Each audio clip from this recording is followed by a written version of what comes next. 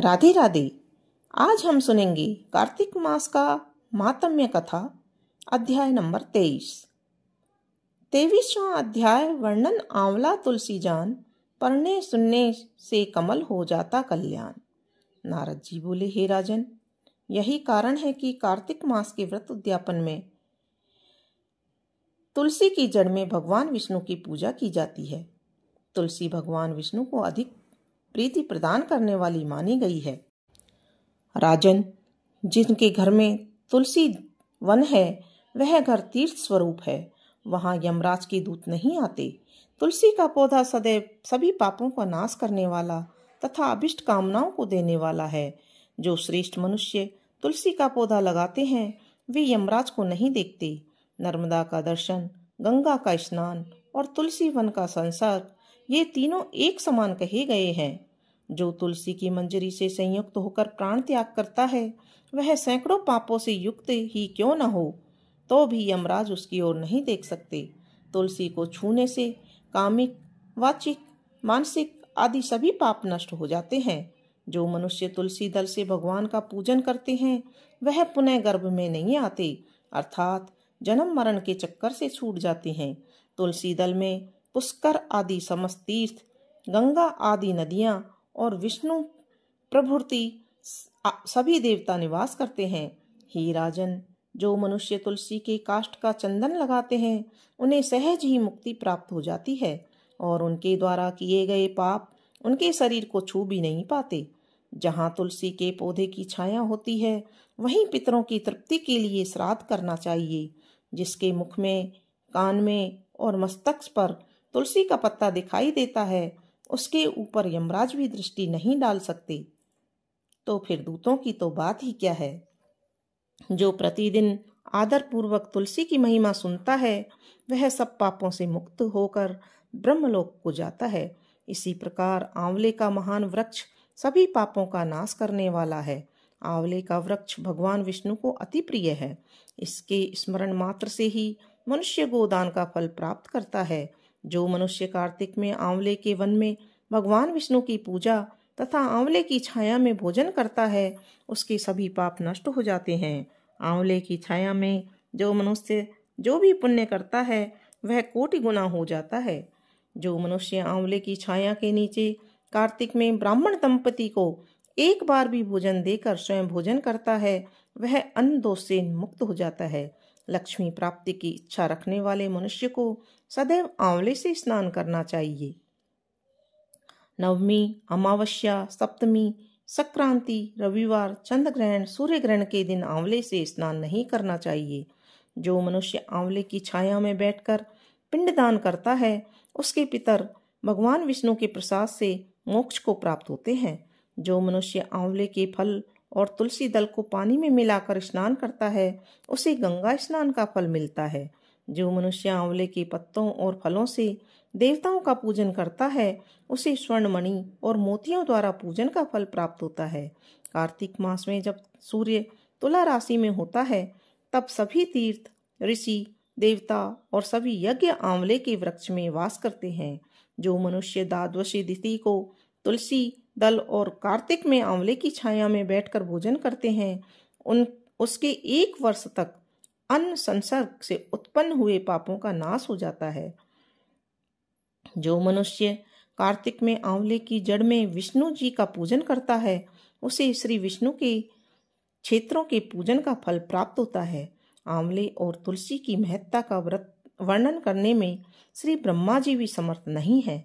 इसलिए धात्री और तुलसी की जन्म कथा सुनने से मनुष्य अपने वंश सहित भक्ति में वो प्राप्त हो जाता है। राधे राधे। आज हम सुनेंगे कार्तिक मास महात्म्य कथा अध्याय नंबर 24। इस अध्याय में पुरुषोत्तम मास महात्म्य कथा है। मणिग्रीव बोला, हे द्विज, विद्वानों से पूर्ण और सुंदर चमत्कारपुर में धर्म पत्नी के साथ रहता था। धनाढ़, पवित्र आचरण वाला, परोपकार में तत्पर, मुझको किसी समय संयोग से दुष्ट बुद्धि प्राप्त हुई। दुष्ट बुद्धि के कारण मैंने अपने धर्म का त्याग किया, दूसरी स्त्री का सेवन किया और नित्य अपेय वस्तु का पान किया। चोरी हिंसा में तत्पर रहता था। इसलिए बंधुओं ने मेरा त्याग कर दिया। उस समय महाबलवान राजा ने मेरा घर लूट लिया। बाद बचा हुआ जो कुछ धन था उसको बंधुओं ने ले लिया। इस प्रकार सभी से तिरस्कृत होने के कारण वन में निवास किया। स्त्री के साथ इस घोर वन में निवास करते हुए मुझ दुरात्मा का नित्य जीवों का वध कर जीवन निर्वाह होता है।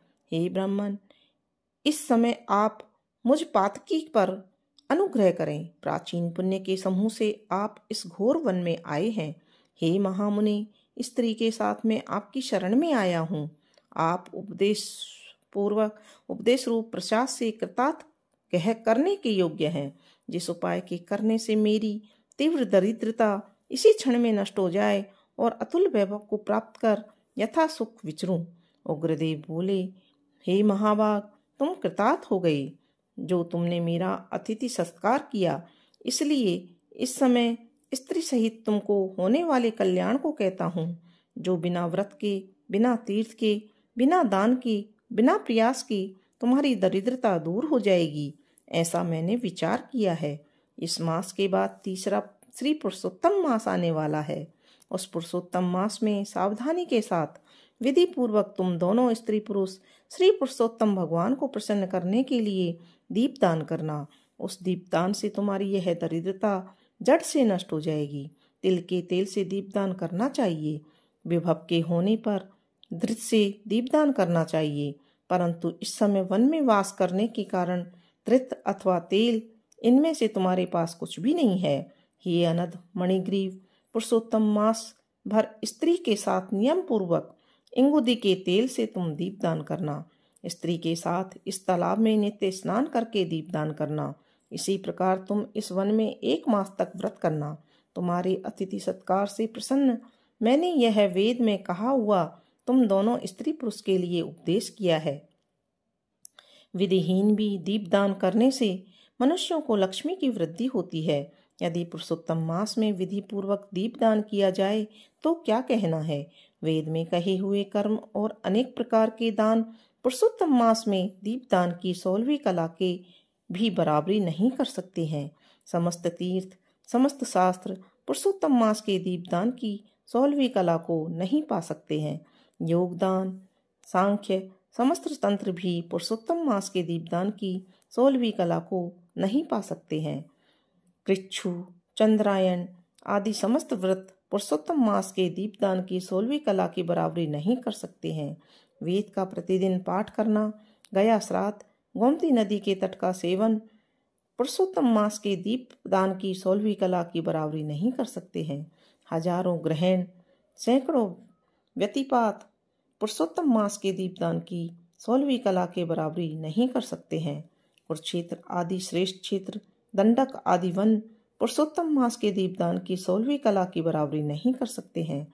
हे वस्त, यह अत्यंत गुप्त व्रत जिस किसी से कहने लायक नहीं है, यह धन धान्य, पशु, पुत्र, पौत्र और यश को करने वाला है। वंध्या स्त्री के बांझपन को नाश करने वाला है और स्त्रियों को सौभाग्य देने वाला है। राज्य से गिरे हुए राज्यों को राज्य देने वाला है और प्राणियों को इच्छानुसार फल देने वाला है। यदि कन्या व्रत करती है तो गुणी चिरंजीवी पति को प्राप्त करती है। राम स्त्री की इच्छा करने वाला पुरुष सुशीला और पतिव्रता स्त्री को प्राप्त करता है। विद्यार्थी विद्या को प्राप्त करता है। सिद्धि को चाहने वाला अच्छी तरह सिद्धि को प्राप्त करता है। खजाने को चाहने वाला खजाने को प्राप्त करता है। मोक्ष को चाहने वाला मोक्ष को प्राप्त करता है। बिना विधि के, बिना शास्त्र के जो पुरुषोत्तम मास में जिस किसी जगह दीपदान करता है वह इच्छानुसार फल को प्राप्त करता है। हे वस्त, विधि पूर्वक नियम से जो दीपदान करता है तो फिर कहना ही क्या है। इसलिए पुरुषोत्तम मास में दीपदान करना चाहिए। मैंने इस समय यह तीव्र दरिद्रता को नाश करने वाला दीपदान तुमसे कहा। तुम्हारा कल्याण हो, तुम्हारी सेवा से मैं प्रसन्न हूँ। अगस्त्य मुनि बोले, इस प्रकार वह श्रेष्ठ ब्राह्मण मन से 2 भुजा वाले मुरली को धारण करने वाले श्री हरि भगवान का स्मरण करते हुए प्रयाग को चले गए। वे दोनों अपने आश्रम से उग्रदेव के पीछे जाकर उनके पास कुछ मास पर्यंत वास करके प्रसन्न मन हो दोनों स्त्री पुरुष उग्रदेव को नमस्कार कर फिर आश्रम को चले गए। अपने आश्रम में आकर भक्ति से पुरुषोत्तम में मन लगाकर ब्राह्मण की भक्ति में तत्पर उन दोनों ने स्त्री पुरुष ने 2 मास बिताया। 2 मास बीत जाने पर श्रीमान पुरुषोत्तम मास आया। उस पुरुषोत्तम मास में दोनों गुरु भक्ति में तत्पर हो दीपदान को करते हुए आलस्य को छोड़कर वे दोनों ऐश्वर्य के लिए इंगुदी के तेल से दीपदान करते रहे। इस प्रकार दीपदान करते उन दोनों को श्री पुरुषोत्तम मास बीत गया। उग्रदेव ब्राह्मण के प्रसाद से शुद्धांतकरण होकर उस समय काल के वशीभूत हो इंद्र की पुरी को गए। वहां होने वाले सुखों को भोगकर पृथ्वी पर भारत खंड में उग्रदेव के प्रसाद से श्रेष्ठ जन्म को उन दोनों स्त्री पुरुष ने धारण किया। पूर्व जन्म में जो तुम मृग की हिंसा में तत्पर मणिग्रीव थे, वह वीरभाव के पुत्र चित्रभाव के नाम से प्रसिद्ध राजा हुए। इस समय चंद्रकला नामक जो तुम्हारी स्त्री है, यह पूर्व जन्म में सुंदरी नाम से तुम्हारी स्त्री थी। पतिव्रत धर्म में से यह तुम्हारे अर्धांग की भागिनी है। जो स्त्री पतिव्रता होती है, वे अपने पति के पुण्य का आधा भाग लेने वाली होती हैं। श्री पुरुषोत्तम मास में इंगुदी के तेल से दीपदान करने से तुमको यह निष्कंटक राज्य मिला। जो पुरुष पुरुषोत्तम मास में दृश्य अथवा तिल के तेल से अखंड दीपदान करता है, तो फिर कहना ही क्या है। पुरुषोत्तम मास में दीपदान का यह फल कहा है, इसमें कुछ संदेह नहीं है। जो उपवास आदि नियमों से श्री पुरुषोत्तम मास का सेवन करता है, तो उसका कहना ही क्या है। वाल्मीकि बोले, इस प्रकार अगस्त्य मुनि राजा चित्रबाहु के पूर्व जन्म का वृत्तांत कहकर और राजा चित्रबाहु से किए गए सत्कार को लेकर तथा अक्षय आशीर्वाद देकर चले गए। बोलो विष्णु भगवान की जय।